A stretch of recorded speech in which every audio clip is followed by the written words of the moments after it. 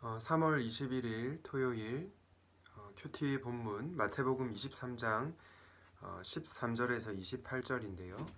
23절부터 28절까지만 말씀을 보도록 하겠습니다. 화 있을진저 외식하는 서기관들과 바리새인들이여, 너희가 박하와 회향과 근처에 11조는 들이되 율법에 더 중한 바 정의와 긍휼과 믿음은 버렸도다.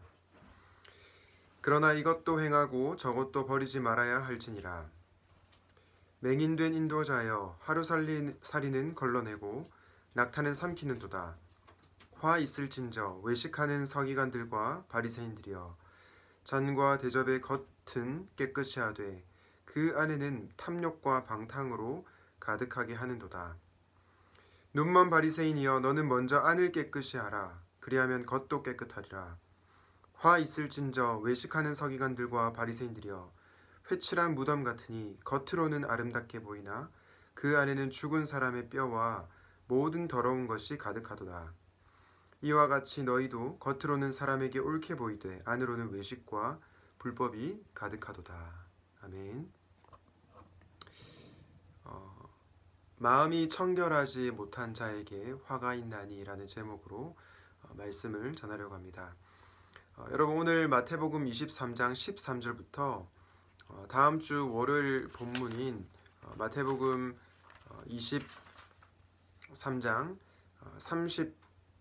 33절까지는요 7가지 화에 대해서 나오는 그러한 내용입니다. 예수님께서 화 있을진저라고 얘기하시면서 이 서기관들과 바리새인들을 비판하시는 내용을 다루고 있습니다. 13절에 화 있을진저 나오고요, 15절에 화 있을진저, 16절에 화 있을진저, 23절과 25절과 그리고 27절에 화 있을진저, 그리고 다음 주 월요일 큐티 본문에 화 있을진저라고 해서 총 7가지의 예수님의 화가 선포되는 그러한 내용이 나오고 있습니다. 여러분, 그런데 예수님께서 왜 서기관들과 바리새인들에게 화를 선포하신 것입니까? 오늘 본문을 통해서 한번 생각해 보겠는데요. 예수님께서 화를 선포하신 이유는 그들이 허울뿐인 신앙을 가지고 있었기 때문입니다. 허울뿐인 신앙을 가지고 있었기 때문입니다. 오늘 본문 23절 말씀을 다시 한번 보겠는데요. 서기관들과 바리새인들이여, 너희가 박하와 회향과 근처에 11조는 들이되 율법에 더 중한 바 정의와 긍휼과 믿음은 버렸도다. 여러분, 무슨 말씀입니까? 이 바리새인들과 서기관들이 종교적으로 겉으로 보이는 그런 모습은 잘 했지만 정작 율법의 중요한 정신인 정의와 긍휼과 믿음은 놓쳤다는 것입니다. 우리가 며칠 전에 말씀을 통해서 확인해 보았는데요. 율법의 가장 큰 계명이 무엇입니까? 율법의 가장 중요한 정신이 무엇입니까?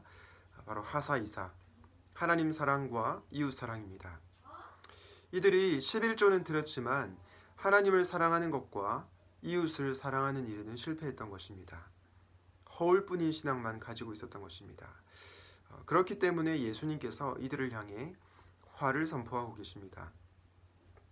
그런데 여러분, 저는 이 말씀을 묵상하면서 이런 모습이 과연 당시의 서기관들과 바리새인들만의 모습일까라는 생각을 해보았습니다. 그런데 너무나 슬프게도 그렇지 않은 것 같았습니다. 오늘날 한국 교회 안에도 11조를 드리고 또 겉으로 보이는 종교적인 생활을 하지만 정의와 긍휼과 믿음은 잃어버린 그러한 신자들이 얼마나 많이 있습니까?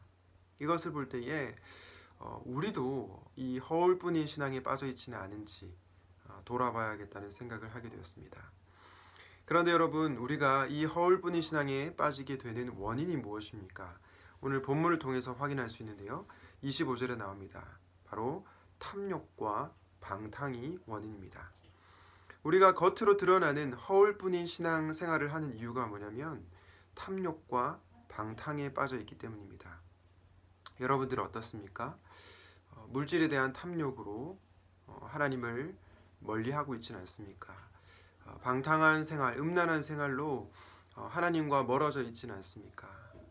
그런데 매주마다 교회에 나오고 또 종교적인 활동은 하고 있지 않습니까? 그렇다면 우리는 허울뿐인 신앙에 빠져 있는 것입니다. 최근에 코로나19 사태로 인해서 교회가 함께 모여서 예배를 드려야 되느냐 말아야 되느냐 이 부분에 대해서 많은 고민과 기도와 또 논의가 있었습니다. 그런데 제 마음을 너무 아프게 했던 것이 수많은 비그리스도인들이, 예수님을 믿지 않는 비기독교인들이 교회가 모여서 예배를 드리는 것에 대해서 고민할 때 뭐라고 비난했습니까? 결국은 이들이 헌금을 거두기 위해서 모인다. 목회자들이 자기들 먹고 살기 위해서 돈에 대한 욕심 때문에 모인다. 그런 비난을 하는 것을 보게 되었습니다. 처음에는 사실 그 비난을 들을 때 너무나 속상하고 좀 불편한 마음이 있었습니다. 그런데 가만히 생각해 보니 그동안 한국 교회가 만약에 정말 거룩한 모습을 보였다면, 교회다운 모습을 보였다면 그들이 정말 그렇게까지 비난을 할까? 라는 생각을 하게 되면서 한국 교회와 또 샘물교회와 그리고 우리 자신을 돌아보아야 되겠다는 생각을 하게 되었습니다. 여러분, 한국 교회의 문제가 남의 문제입니까? 그렇지 않습니다. 한국 교회의 문제는 내 교회의 문제이고요. 또 나의 문제이기도 합니다. 여러분, 혹시 우리가 이 탐욕과 방탕에 빠져서 허울뿐인 그런 신앙생활을 하고 있다면 우리가 하나님 앞에 돌이켜야 될 것입니다. 자, 그렇다면 우리는 이 허울뿐인 신앙, 마음이 청결하지 못한 이 신앙을 어떻게 극복할 수 있습니까?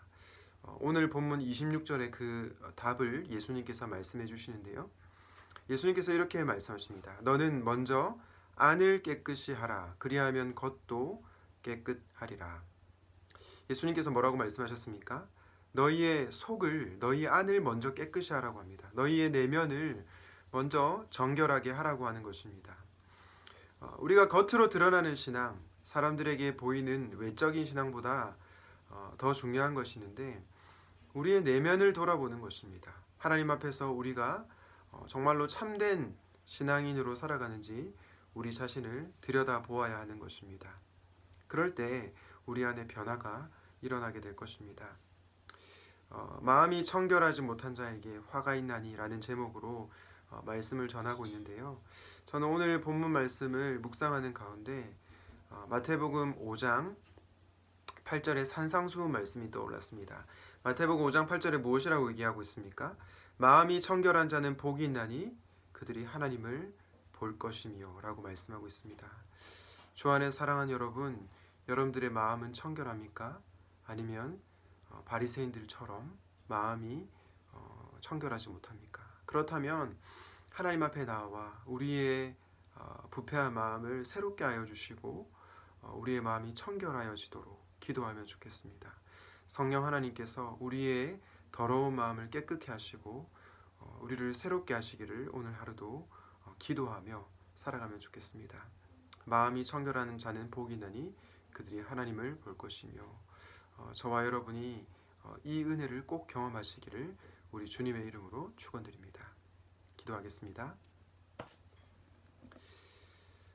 거룩하신 하나님 아버지, 오늘 말씀을 통해서 우리도 혹시 이 서기관들과 바리새인들처럼 허울뿐인 신앙을 가지고 살고 있진 않은지 돌아보게 됩니다.